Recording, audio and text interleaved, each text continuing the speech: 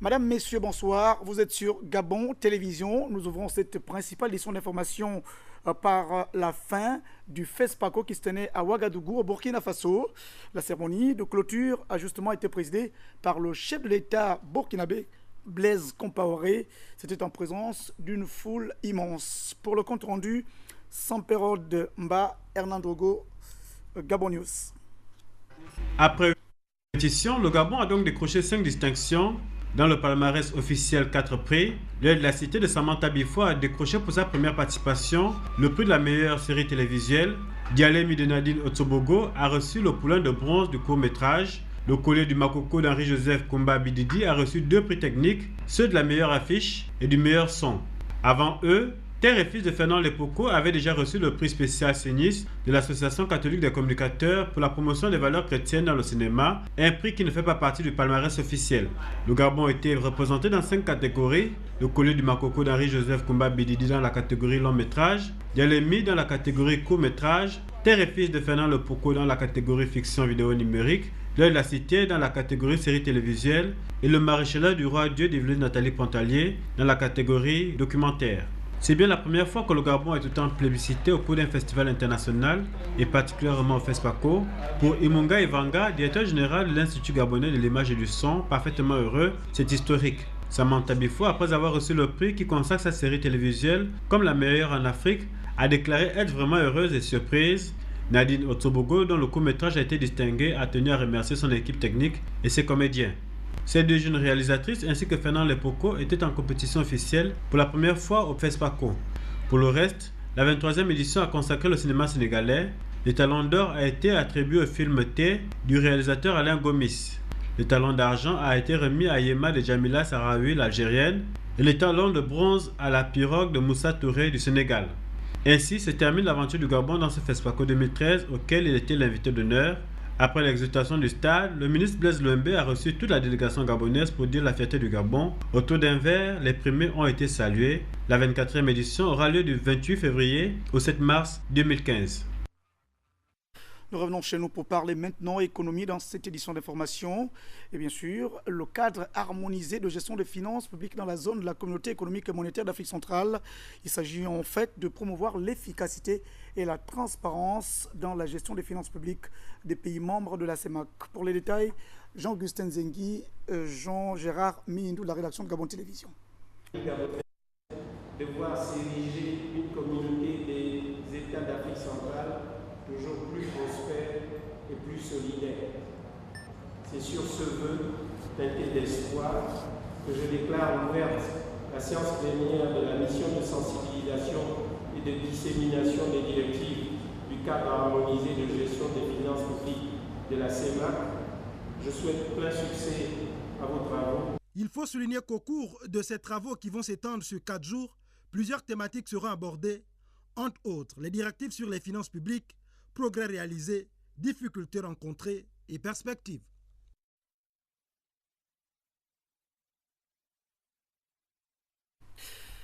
Justement, en lieu et place du ministre du Budget, c'est le ministre des Petites et Moyennes Entreprises qui a donc ouvert ces travaux, dont les enjeux sont situés dans ce deuxième reportage par Jean-Augustin Zengui et Jean-Gérard Mihindou. L'organisation de ce séminaire s'inscrit dans le cadre des missions assignées au Bureau de coordination, de suivi et d'évaluation du plan stratégique Gabon émergent.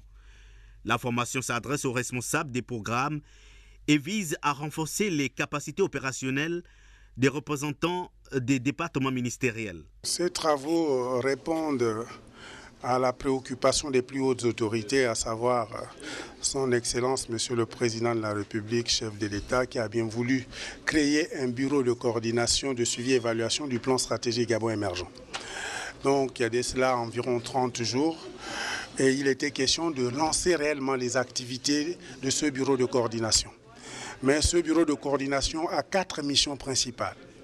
Une mission de suivi et évaluation du plan stratégique Gabon émergent, une mission d'assistance de mise en œuvre de ce plan stratégique Gabon émergent et une mission aussi d'assistance pour accompagner la réforme de l'administration. Et enfin, naturellement, l'appropriation par tous les citoyens du plan stratégique Gabon émergent. Et comme la première mission, c'est le suivi et évaluation, il était pour nous question, n'est-ce pas, de mettre en place un atelier pour un renforcement des capacités opérationnelles des responsables de programme, conformément au décret 193 que le gouvernement avait adopté, les différentes fonctions managériales. La formation pratique permet surtout de renforcer la bonne exécution du plan stratégique Gabon émergent, seul cadre de planification opérationnelle de développement du Gabon.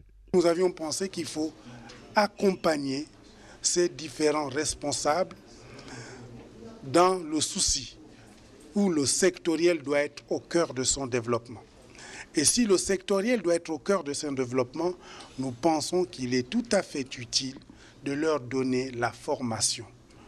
Cette formation n'est pas une formation théorique, c'est une formation pratique. Ces travaux doivent en principe aboutir aux recommandations pertinentes et concrètes en vue d'atteindre les objectifs du plan stratégique Gabon émergent. Voilà donc Ahmed Mouyaka et Jean de Dieu Mamoudou de la rédaction de Gabon Télévision qui nous fait donc le compte rendu de la première sortie de la toute récente coordination de suivi et d'évaluation du plan stratégique Gabon émergent récemment mis en place par le chef de l'État Ali Bongo Ondimba. Et puis nous reviendrons d'ailleurs, comme je le disais à l'instant, sur les enjeux de cette importante rencontre consacrée aux journées qui vise justement à promouvoir le cadre harmonisé de gestion des finances publiques dans la zone de la communauté économique et monétaire d'Afrique centrale. Bien sûr, cette fois-ci, on parle de la communication et donc ce troisième module de formation consacré justement aux techniques d'écriture, mais aussi à la maîtrise des instruments qui conditionnent le fonctionnement des médias. Bien sûr, les travaux ont été ouverts aujourd'hui même par la secrétaire générale adjointe du ministère de la Communication. Pour les détails, Joyce Lorna Wangi et Joseph Biogi. C'est sur ce thème que s'est ouvert le module 3 de la formation continue des journalistes de la presse publique et privée. Pour cette phase, il sera question d'apporter un plus aux techniques d'écriture des journalistes. Pendant tous ces 15 jours, ce qu'on va faire, c'est plus nous appuyer sur tout ce qui est technique d'écriture. Le rôle d'un journaliste, c'est quoi? C'est d'écrire à un plus grand nombre, c'est-à-dire d'écrire à des gens qui ont fait de très longues études et d'autres qui n'ont pas fait d'études. Mais quand on écrit un papier ou quand on fait un reportage, on s'adresse à toute cette tranche de la population. Maintenant, c'est à nous, quand nous écrivons nos papiers, de tenir compte de cette situation et d'écrire des papiers qui peuvent être à la portée de tous. Pour le ministère de la Communication, ce rendez-vous se veut être le lieu d'échange entre confrères venus d'horizons divers. Cette formation continue s'inscrit dans l'optique de l'excellence prônée par les plus hautes autorités de notre pays dans un contexte de plus en plus concurrentiel et au lendemain de grands rendez-vous dans le secteur de la presse au Gabon, la Journée mondiale de la radio organisée avec l'UNESCO, la visite de Reporters sans frontières, la tenue de la Commission nationale de la carte professionnelle de presse. Toutes choses qui visent à l'amélioration de la qualité de nos médias et partant de nos journalistes gabonais. Ce module, commencé ce jour, est prévu durer 15 jours.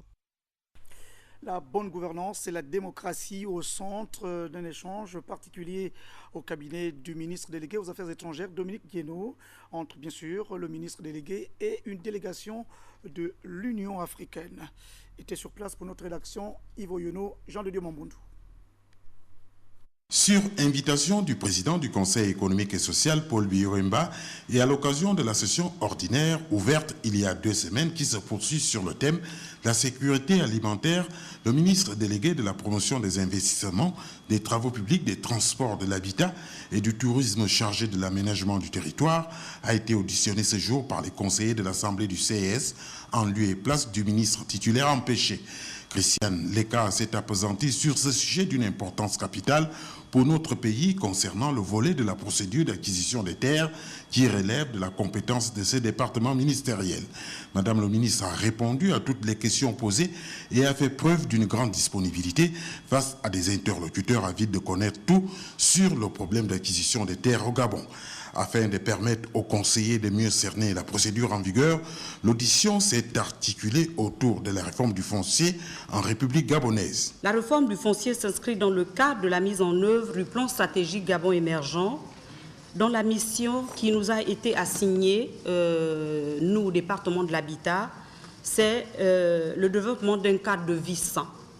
et sécurisée par la promotion d'un habitat accessible au plus grand nombre de Gabonais, sinon tous les Gabonais, et répondant à leurs besoins dans la perspective du développement durable. Ce processus de réforme est donc global et concerne à la fois les textes juridiques et réglementaires, les procédures et l'élaboration des documents de planification territoriale, complétés par des initiatives interministérielles comme le plan national d'affectation des terres. Le point de vue de plusieurs membres des commissions au sorti de cet exposé, jugé édifiant dans l'ensemble. Les réponses reçues cet après-midi de la part de Madame le ministre nous ont tellement satisfaites, mais également nous ont laissé sur notre faim. Parce qu'au niveau de la procédure, bon, elle a dit pour avoir un décret, il faut attendre 6 mois. Et nous avons trouvé ce délai encore plus long. Nous avons été édifiés qu'il y a environ 10 hectares. Non, ça peut aller au-delà quand on passe à la phase industrielle. Et donc tout cela nous rassure. Et nous voulons aussi savoir les coûts.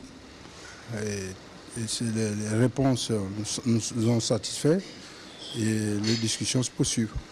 L'Assemblée du Conseil a donc tenu compte de l'exposé du ministre et formulera un avis qui sera adressé au président de la République et au Parlement.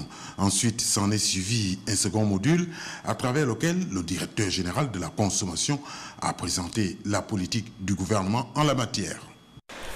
Et puis la place des jeunes dans le débat politique au Gabon, c'est donc le thème d'une importante rencontre qui se tenait à Franceville, dans la province du Haut-Togo, à l'initiative du Parti démocratique gabonais. Et c'est donc une cérémonie qui était justement présidée par son secrétaire national, Axel Jason Ayenwe. Pour les détails, Jacob Mukwangi, TV Masuku. Le secrétaire national du Parti démocratique gabonais, Axel Jason Ayenwe, dans une salle gonflée à bloc avec la participation des étudiants de l'USTM et autres élèves des établissements de la place, est venu étaler le canevas lié aux orientations du président de la République, chef de l'État Ali Bongo Ondimba, de mettre en place 30% des jeunes et 30% des femmes sur les listes de candidature lors des futures élections locales. Préoccupations, avis, place des jeunes dans le débat politique. Bref, les jeunes en ont profité pour faire parler véritablement leur cœur par des questions qui ont trouvé des bonnes réponses. Il y a quelle structure pour nous encadrer? Parce que tout à l'heure, lors de votre exposé, vous avez souligné le fait de l'ignorance des jeunes par rapport à la politique. Jusqu'alors, je ne comprends pas. Pourquoi est-ce que les jeunes se livrent dans l'alcoolisme? Pourquoi est-ce que les jeunes se livrent dans, excusez du terme, le vagabondage sexuel? J'aimerais savoir, certains nous sommes d'accord pour la participation des jeunes au sein des instances politiques. Cependant, cette question n'est pas nouvelle. Donc j'aimerais savoir que font les jeunes députés. Et j'aimerais aussi que vous répondiez à la question de mon collègue, à savoir quel serait le rôle des élus, des jeunes élus sur le plan politique. Voici autant de questions qui taraudent les esprits de la jeunesse sacrée pour notre pays. Au terme donc de plusieurs heures d'échange, le cap fixé par Ali Bongo Ondimba a été accepté sans ombrage par l'ensemble de la communauté estudiantine.